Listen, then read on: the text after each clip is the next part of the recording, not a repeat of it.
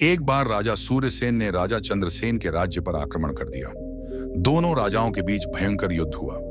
दोनों तरफ के बहुत सारी सेनाएं मारी गईं। अंत में चंद्रसेन की जीत हुई।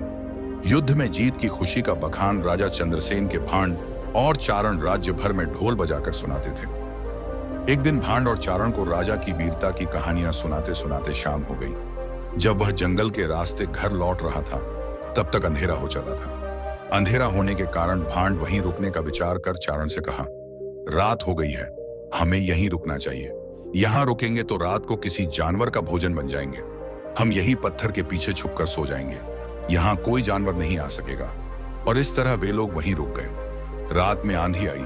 आंधी के जोर से वह ढोल लुढ़क पड़ता एक सूखे पेड़ के पास जाकर टिक गया। सुबह होते दोनों ने ढोल की खोज की, पर उन्हें ढोल नहीं मिला और बिना ढोल के दोनों चल दिए।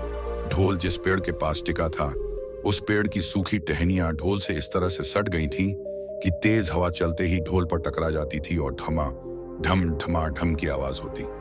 एक बार एक भूखा सियार भोजन की तलाश में इधर उधर भटक रहा था। तभी उसे एक खरगोश दिखाई दिया और सियार खरगोश को देखकर मन ही मन सोचने लगा कि आज इस खरगोश का शिकार कर अपनी पत्नी के पास लेकर जाऊंगा। वह बहुत खुश होगी। यह सोच के खरगोश का शिकार करने उसकी तरफ भागा। सियार को अपनी ओर आते दे। खरगोश ढोल वाली दिशा में भागकर झाड़ियों में छुप गया। तभी सियार के कानों में ढोल के बजने की आवाज आई और वह डर के वहीं रुक गया। ऐसी अजीब आवाज पहले उसने किसी जानवर की नहीं सुनी थी। वह सोचने लगा कि यह कैसा जानवर है जो ऐसी जोरदार बोली बोलता है, धमाधम धमाधम।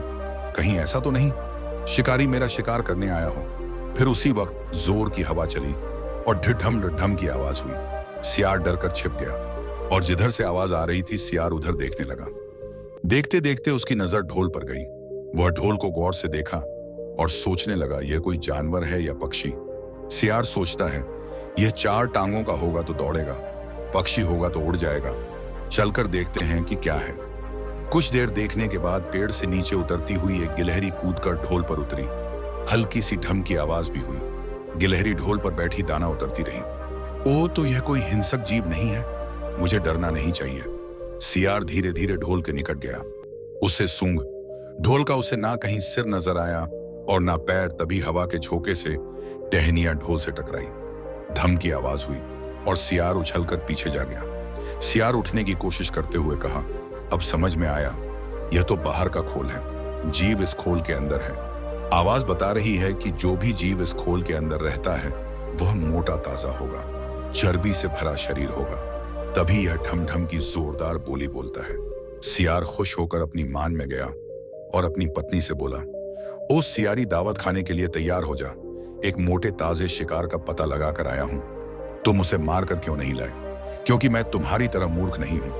वो एक खोल के भीतर छिपा बैठा है। खोल ऐसा है कि उसमें 2 तरफ सूखी चमड़ी के दरवाजे हैं। मैं एक तरफ से हाथ डालकर उसे पकड़ने की कोशिश करता तो वो दूसरे दरवाजे से भाग ना जाता। आज फिर से एक नई कहानी बनाने लगे। साफ साफ क्यों नहीं कहते कि आज भी कोई खाना नहीं मिला? मेरा यकीन करो, मैं आज कोई कहानी नहीं बना रहा हूं जैसा तुम कह रहे हो। वैसे पहले कभी सुना या देखा नहीं।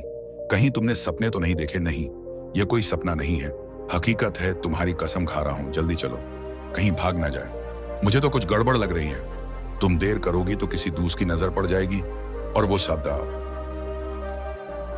शिकार कर लेगा। ठीक है, चलती हूं। सियार और सियारी मान से निकलकर ढोल के पास पहुंचकर रुक गए। रुके सियार ने सियारी से कहा, धीरे धीरे चलो, कहीं हम दोनों की आवाज सुनकर जीव भाग ना जाए। जब वह निकट पहुंच ही रहे थे कि फिर वहां से टहनियां ढोल पर टकराई और ढम ढम ढम की आवाज निकली। सियार सियारी के कान में बोला, सुनी उसकी आवाज? जरा सोच, जिसकी आवाज इतनी गहरी है वह खुद कितना मोटा ताजा होगा। तुम सही कहते हो। दोनों ढोल को सीधा कर उसके दोनों ओर बैठे और लगे दांतों से ढोल के दोनों चमड़ी वाले भाग के किनारे फाड़ने। जैसे ही चमड़े वाला सियार बोला, होशियार रहना, एक साथ हाथ अंदर डालकर शिकार को दबोच है। दोनों ने हम की आवाज के साथ ढोल के भीतर डाले, हाथ और अंदर टटोलने लगे। अंदर कुछ नहीं था। एक दूसरे के हाथ ही पकड़ में आए दोनों चिल्लाए हैं, यहां तो कुछ नहीं है, और वे माथा पीट कर रह गए। शिक्षा अपना बखान करने वाले लोग अंदर से खोखले होते हैं। हमारे अपना कमेंट जरूर दें, वीडियो को लाइक करके अपने मित्रों को शेयर जरूर करें।